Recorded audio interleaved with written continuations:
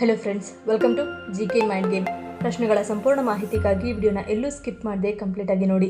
ಇವತ್ತಿನ ಪ್ರಶ್ನೆಗಳಲ್ಲಿ ಮೊದಲನೇ ಪ್ರಶ್ನೆ, ಬೆಳಗ್ಗೆ ಎದ್ದಾಗ ತುಂಬಾನೇ ಬಾಯಾರಿಕೆಯಾಗುವುದು, ದೃಷ್ಟಿ ಮಂಜಾಗುವುದು ಯಾವುದರ ಸೂಚನೆಯಾಗಿರುತ್ತದೆ? ಆಪ್ಷನ್ಸ್: ಎ ನಿರ್ಜಲೀಕರಣ, ಬಿ ವಿಟಮಿನ್ಸ್ ಕೊರತೆ, ಸಿ ಇಮ್ಯುನಿಟಿ ಕುಸಿತ, ಡಿ ಸಕ್ಕರೆ ಹೆಚ್ಚಳ.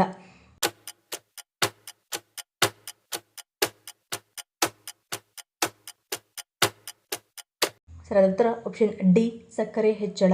ನಮ್ಮ ದೇಹವನ್ನು ದಿನದ ಕೆಲಸಗಳಿಗೆ ಸಿದ್ಧಪಡಿಸಲು ಮತ್ತು ಹೆಚ್ಚು ಕ್ರಿಯಾಶೀಲವಾಗಿಸಲು ನಮ್ಮ ಯಕೃತ್ತು ರಕ್ತದಲ್ಲಿನ ಸಕ್ಕರೆಯನ್ನು ಬಿಡುಗಡೆ ಮಾಡುತ್ತದೆ. ಅದಕ್ಕಾಗಿಯೇ ಮಧುಮೇಹದಿಂದ ಬಳಲುತ್ತಿರುವ ಜನರು ಬೆಳಗ್ಗೆ ಅಧಿಕ ರಕ್ತದ ಸಕ್ಕರೆಯನ್ನು ಅನುಭವಿಸಬಹುದು ಮತ್ತು ಗಂಟಲು ಮತ್ತು ಬಾಯಿಯಲ್ಲಿ ಶುಷ್ಕತೆ, ರಾತ್ರಿ ಇಡೀ ಪದೇ ಪದೇ ಮೂತ್ರ ವಿಸರ್ಜನೆಯ ನಂತರವೂ ಮೂತ್ರಕೋಶ ತುಂಬಿರುವುದು, ದೃಷ್ಟಿ ದುರ್ಬಲತೆ ಮತ್ತು ಆಗಾಗ ಹಸಿವು ಸಮಸ್ಯೆ ಕಾಣಿಸಿಕೊಳ್ಳಬಹುದು. ಎರಡನೇ ಪ್ರಶ್ನೆ, ಫ್ರಿಡ್ಜ್ನಲ್ಲಿ ಎಷ್ಟು ದಿನಗಳವರೆಗೆ ಆಹಾರವನ್ನು ಇಡಬಹುದು?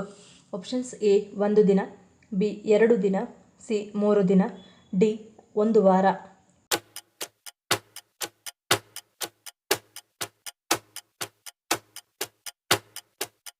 ಸರಿಯಾದ ಉತ್ತರ ಆಪ್ಷನ್ ಸಿ 3 ದಿನ. ಬೇಯಿಸಿದ ಆಹಾರವನ್ನು ಸರಿಯಾಗಿ ತಂಪಾಗಿಸಿ ಇಡುವುದರಿಂದ 3 ರಿಂದ 4 ದಿನಗಳವರೆಗೆ ಮಾತ್ರ ಸುರಕ್ಷಿತವಾಗಿರುತ್ತದೆ. ನೀವು ಸಸ್ಯಾಹಾರಿ ಆಹಾರಗಳನ್ನು ಫ್ರಿಡ್ಜ್ನಲ್ಲಿ 5 ದಿನಗಳವರೆಗೆ ಇಡಬಹುದು.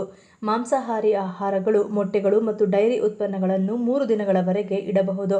ನೀವು ಆಹಾರವನ್ನು ಹೆಚ್ಚು ಸಮಯದವರೆಗೆ ಇಡಲು ಬಯಸಿದರೆ ಅದನ್ನು ತಕ್ಷಣವೇ ಫ್ರೀಜ್ ಮಾಡುವುದು ಸುರಕ್ಷಿತವಾಗಿದೆ. ಅನೇಕ ಮನೆಗಳಲ್ಲಿ ಆಹಾರವನ್ನು ಬೇಯಿಸಿದ ನಂತರ ಅದನ್ನು ಅಡುಗೆ ಮನೆಯಲ್ಲಿ ಇರಿಸಿ ನಂತರ ರೆಫ್ರಿಜರೇಟರ್ನಲ್ಲಿ ಇಡಲಾಗುತ್ತದೆ. ಇದು ತಪ್ಪು. ಆಹಾರವನ್ನು ಕೋಣೆಯ ಉಷ್ಣಾಂಶದಲ್ಲಿ 2 ಗಂಟೆಗಳಿಗಿಂತ ಹೆಚ್ಚು ಕಾಲ ಇರಿಸಿದರೆ ಅದರಲ್ಲಿ ಬ್ಯಾಕ್ಟೀರಿಯಾಗಳು ವೇಗವಾಗಿ ಬೆಳೆಯುತ್ತವೆ ಮತ್ತು ರೆಫ್ರಿಜರೇಟರ್ನಲ್ಲಿ ಇರಿಸಿದರೂ ಅದು ಸಂಪೂರ್ಣವಾಗಿ ಸುರಕ್ಷಿತವಲ್ಲ.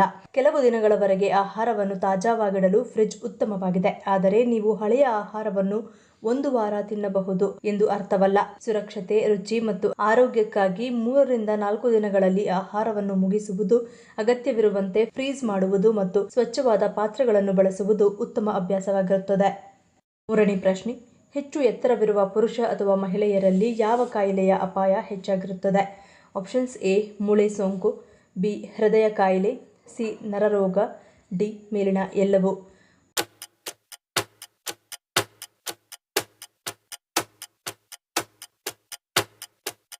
ಸರಿಯಾದ ಉತ್ತರ ಆಪ್ಷನ್ ಡಿ ಮೇಲಿನ ಎಲ್ಲವೂ. ಸಂಶೋಧನೆಗಳ ಪ್ರಕಾರ 5 ಅಡಿ 9 ಇಂಚು ಅಥವಾ ಅದಕ್ಕಿಂತ ಹೆಚ್ಚಿನ ಎತ್ತರವಿರುವ ಪುರುಷರು ಮತ್ತು ಮಹಿಳೆಯರಲ್ಲಿ ಚರ್ಮ ಮೂಳೆ ಸೋಂಕು, ರಕ್ತ ಹೆಪ್ಪುಗಟ್ಟುವಿಕೆ, ಶಿಲೀಂಧ್ರ ಸೋಂಕಿನ ಅಪಾಯವು ಹೆಚ್ಚಿರುತ್ತದೆ. ಹೆಚ್ಚಿನ ತೂಕವನ್ನು ಎತ್ತುವುದರಿಂದ ಮೂಳೆಗಳು, ಸ್ನಾಯುಗಳು ಮತ್ತು ಕಾಲುಗಳ ಮೇಲೆ ಹೆಚ್ಚಿನ ಒತ್ತಡ ಉಂಟಾಗುತ್ತದೆ. ಇದು ಎತ್ತರದ ಜನರಲ್ಲಿ ಪರಿಧಮನಿಯ ಹೃದಯ ಕಾಯಿಲೆ, ಅಧಿಕ ರಕ್ತದೊತ್ತಡ, ಅಧಿಕ ಕೊಲೆಸ್ಟ್ರಾಲ್ ಸೇರಿದಂತೆ ಹಲವು ಕಾಯಿಲೆಗಳ ಅಪಾಯ ಹೆಚ್ಚಿಸುತ್ತದೆ.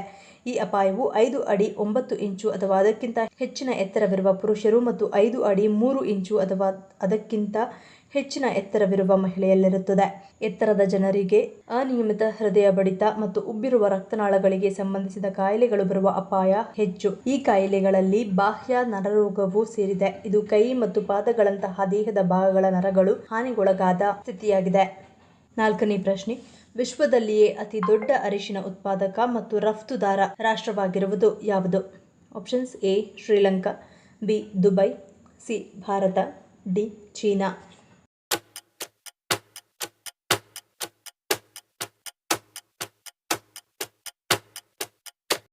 ಸರಿಯಾದ ಉತ್ತರ ಆಪ್ಷನ್ ಸಿ ಭಾರತ.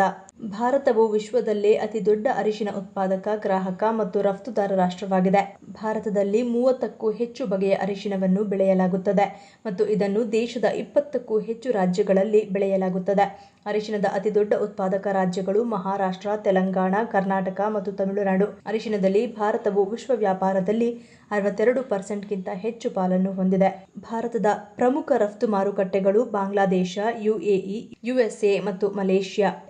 ಐದನೇ ಪ್ರಶ್ನೆ, ರಕ್ತದಲ್ಲಿ ಸಕ್ಕರೆ ಅಂಶ ಹೆಚ್ಚಾದರೆ ಮೊದಲು ಕಪ್ಪಾಗುವ ದೇಹದ ಭಾಗ ಯಾವುದು? ಆಪ್ಷನ್ಸ್: ಎ ಕುತ್ತಿಗೆ, ಬಿ ಕಂಕುಳ, ಸಿ ತೊಡೆ ಸಂದಿ, ಡಿ ಮೇಲಿನ ಎಲ್ಲವೂ.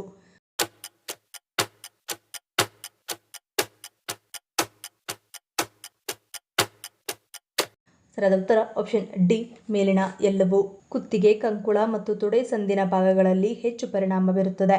ಈ ಸ್ಥಿತಿಯನ್ನು ಅಕಾಂಥೋಸಿಸ್ ನಿಗ್ರಿಕನ್ಸ್ ಎಂದು ಕರೆಯಲಾಗುತ್ತದೆ. ಈ ಸ್ಥಿತಿಯು ಚರ್ಮದ ಮೇಲೆ ಕಪ್ಪು, ತುಂಬಾ ನಯವಾದ ತೇಪೆಗಳಿಂದ ಕಾಣಿಸುತ್ತದೆ. ಇದು ಹೆಚ್ಚಾಗಿ ದೇಹದ ಸುಕ್ಕುಗಳು ಮತ್ತು ದೇಹದ ಭಾಗಗಳು ಫೋಲ್ಡ್ ಆಗುವಲ್ಲಿ ಹೆಚ್ಚು ಕಂಡುಬರುತ್ತವೆ. ಬಹಳ ಅಪರೂಪವಾಗಿದ್ದರೂ ಈ ಕಪ್ಪು ಕಲೆಗಳು ಮುಖ, ಎದೆ, ಮೊಣಕೈಗಳು, ಮೊಣಕಾಲುಗಳು ಮೇಲೂ ಕಾಣಿಸಿಕೊಳ್ಳಬಹುದು. 6ನೇ ಪ್ರಶ್ನೆ, ಸ್ತನ ಕ್ಯಾನ್ಸರ್ನ ಗಡ್ಡೆಗಳು ಯಾವ ಜಾಗದಲ್ಲಿ ಬೆಳೆಯುತ್ತವೆ? ಆಪ್ಷನ್ಸ್ ಎ ಚತುರ್ಭುಜ, ಬಿ ಸ್ತನ ಭಾಗದಲ್ಲಿ, ಡಿ ಕಂಕುಳ, ಸಿ ಎದೆ ಮಧ್ಯೆ.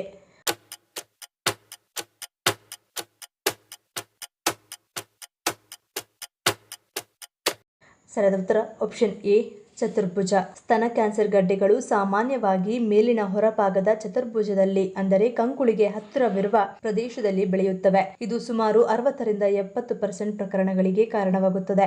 ಈ ಗಡ್ಡೆಗಳು ಸಾಮಾನ್ಯವಾಗಿ ಗಟ್ಟಿಯಾಗಿ, ಸ್ಥಿರವಾಗಿ ಮತ್ತು ನೋವುರಹಿತವಾಗಿ ಭಾಸವಾಗುತ್ತವೆ ಮತ್ತು ಅನಿಯಮಿತ ಅಂಚುಗಳನ್ನು ಹೊಂದಿರುತ್ತವೆ.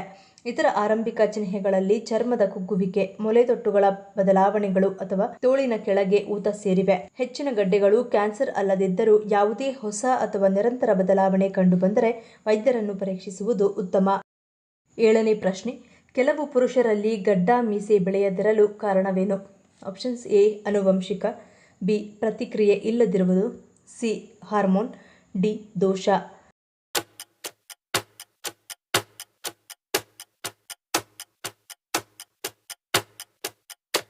ಸರಿಯಾದ ಉತ್ತರ ಆಪ್ಷನ್ ಎ ಮತ್ತು ಬಿ. ನಿಮ್ಮ ತಂದೆ, ಅಜ್ಜ ಅಥವಾ ಚಿಕ್ಕಪ್ಪನಲ್ಲೂ ಕಡಿಮೆ ಕೂದಲು ಇದ್ದರೆ ಅದು ನಿಮ್ಮಲ್ಲೂ ವಂಶವಾಹಿಯವಾಗಿ ಬಂದಿರುತ್ತದೆ. ಇದರರ್ಥ ನಿಮ್ಮ ಹಾರ್ಮೋನ್ಗಳಲ್ಲಿ ಏನೋ ತಪ್ಪಿದೆ ಅಥವಾ ನಿಮಗೆ ಟೆಸ್ಟೋಸ್ಟೆರಾನ್ ಹಾರ್ಮೋನ್ ಕೊರತೆ ಇದೆ ಎಂದು ಅರ್ಥವಲ್ಲ. ಕೆಲವು ಪುರುಷರು ಸಾಮಾನ್ಯ ಟೆಸ್ಟೋಸ್ಟೆರಾನ್ ಮಟ್ಟವನ್ನು ಹೊಂದಿರುತ್ತಾರೆ, ಆದರೆ ಅವರು ಪೂರ್ಣ ಗಡ್ಡವನ್ನು ಬೆಳೆಸಲು ಸಾಧ್ಯವಾಗುವುದಿಲ್ಲ ಮತ್ತು ಇದರ ಹಿಂದೆ ಒಂದು ವೈಜ್ಞಾನಿಕವೂ ಇದೆ. ಅವರ ಕೂದಲು ಕಿರುಚೀಲಗಳು ಟೆಸ್ಟೋಸ್ಟೆರಾನ್ಗೆ ಹೆಚ್ಚು ಪ್ರತಿಕ್ರಿಯಿಸದ ಕಾರಣ ಇದು ಸಂಭವಿಸುತ್ತದೆ. ಪ್ರತಿಯೊಬ್ಬ ಮನುಷ್ಯನ ದೇಹವು ವಿಭಿನ್ನವಾಗಿರುತ್ತದೆ ಮತ್ತು ಗಡ್ಡದ ಬೆಳವಣಿಗೆ ಕೇವಲ ಹಾರ್ಮೋನ್ಗಳಲ್ಲ, ಆದರೆ ಅದು ಅದಕ್ಕಿಂತ ಹೆಚ್ಚಿನದನ್ನು ಅವಲಂಬಿಸಿರುತ್ತದೆ. 8ನೇ ಪ್ರಶ್ನೆ, ತೊಡೆ ಭಾಗ ಕಪ್ಪಾಗಿದ್ದರೆ ಯಾವುದು ಇದಕ್ಕೆ ಉತ್ತಮ ಪರಿಹಾರವಾಗಿದೆ? ಆಪ್ಷನ್ಸ್ ಎ ಮೊಸರು, ಬಿ ನಿಂಬೆ ರಸ, C lime salt, D vinegar.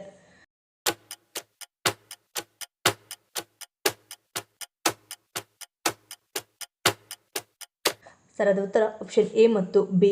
ಬಹಳಷ್ಟು ಮಂದಿಯ ತೊಡೆಯ ಭಾಗದಲ್ಲಿ ಕಪ್ಪಾಗಿರುತ್ತದೆ. ಇದಕ್ಕೆ ಹಾರ್ಮೋನ್ಗಳ ಅಸಮತೋಲನ, ಅತಿಯಾಗಿ ಬೆವರುವುದು, ಬಿಗಿಯಾದ ಬಟ್ಟೆಗಳನ್ನು ಧರಿಸುವುದು, ಚರ್ಮವು ಪರಸ್ಪರ ಉಜ್ಜಿಕೊಳ್ಳುವುದು ಮತ್ತು ಸರಿಯಾದ ಆರೈಕೆಯ ಕೊರತೆಯು ಕಾರಣಗಳಾಗಿರಬಹುದು. ತೊಡೆಗಳನ್ನು ಉಗುರು ಬೆಚ್ಚಗಿನ ನೀರಿನಿಂದ ಚೆನ್ನಾಗಿ ತೊಳೆದು ಸ್ವಚ್ಛಗೊಳಿಸಿ. ಇದು ಚರ್ಮದ ಮೇಲ್ಮೈಯಲ್ಲಿ ಸಂಗ್ರಹವಾಗಿರುವ ಧೂಳು, ಬೆವರು ಮತ್ತು ಕೊಳೆಯನ್ನು ತೆಗೆದುಹಾಕುತ್ತದೆ.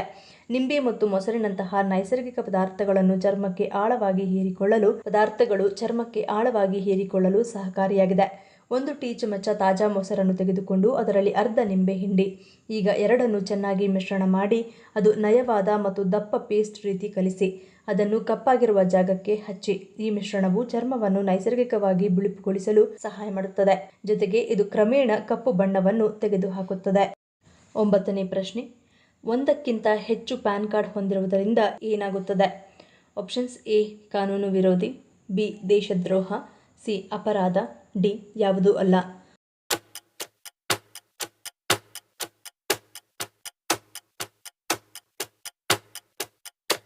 ಸರಿಯಾದ ಉತ್ತರ ಆಪ್ಷನ್ ಎ ಕಾನೂನು ವಿರೋಧಿ. ಆದಾಯ ತೆರಿಗೆ ಇಲಾಖೆಯ ಪ್ರಕಾರ ಪ್ಯಾನ್ ಕಾರ್ಡ್ನ ಮಾನ್ಯತೆ ನಿಮ್ಮ ಜೀವಿತಾವಧಿಯಷ್ಟೇ ಇರುತ್ತದೆ. ಐಟಿ ಕಾಯ್ದೆ ಸೆಕ್ಷನ್ 139A ಪ್ರಕಾರ ಒಬ್ಬ ವ್ಯಕ್ತಿಗೆ ಕೇವಲ 1 ಪ್ಯಾನ್ ಕಾರ್ಡ್ ಮಾತ್ರ ಮಾನ್ಯ. ಒಂದಕ್ಕಿಂತ ಹೆಚ್ಚು ಪ್ಯಾನ್ ಕಾರ್ಡ್ ಹೊಂದಿರುವುದು ಕಾನೂನು ಉಲ್ಲಂಘನೆಯಾಗಿದ್ದು ಅದಕ್ಕೆ 10,000 ವರೆಗೆ ದಂಡ ವಿಧಿಸಬಹುದಾಗಿದೆ. ಆದ್ದರಿಂದ ಕಾರ್ಡ್ ಕಳೆದು ಹೋಗಿದ್ದರೆ ಅಥವಾ ಹಳೆಯದು ಹಾನಿಯಾಗಿದ್ದರೆ ಪುನಃ ಅರ್ಜಿ ಹಾಕಿದರೂ ಹಿಂದಿನ ಸಂಖ್ಯೆಯ ಕಾರ್ಡ್ನ ನಕಲಿ ಪ್ರತಿಯನ್ನೇ ನೀಡಲಾಗುತ್ತದೆ. ಈ ಪ್ರಶ್ನೆಗಳಲ್ಲಿ ನೀವು ಎಷ್ಟು ಪ್ರಶ್ನೆಗಳಿಗೆ ಸರಿ ಉತ್ತರವನ್ನು ಕೊಟ್ಟರಿ ಅನ್ನೋದನ್ನು ಕಮೆಂಟ್ ಮಾಡಿ ತಿಳಿಸಿ. ಈ ವಿಡಿಯೋ ನಮಗೆ ಇಷ್ಟ ಆಗಿದ್ರೆ ಮರಿದೇ ಲೈಕ್ ಮಾಡಿ, ಶೇರ್ ಮಾಡಿ, ಸಬ್ಸ್ಕ್ರೈಬ್ ಮಾಡಿ. ನನ್ನ ಚಾನಲ್ನ ಇನ್ನೂ ಸಬ್ಸ್ಕ್ರೈಬ್ ಮಾಡಿದೆ ಹಾಗೆ ವಿಡಿಯೋಸ್ ನೋಡ್ತಿದ್ರೆ ಪ್ಲೀಸ್ ಸಬ್ಸ್ಕ್ರೈಬ್ ಮಾಡಿ, ಸಪೋರ್ಟ್ ಮಾಡಿ. ಮತ್ತೊಂದು ಇಂಟ್ರೆಸ್ಟಿಂಗ್ ವಿಡಿಯೋದೊಂದಿಗೆ ಸಿಗ್ತೀನಿ. Until love you all, take care.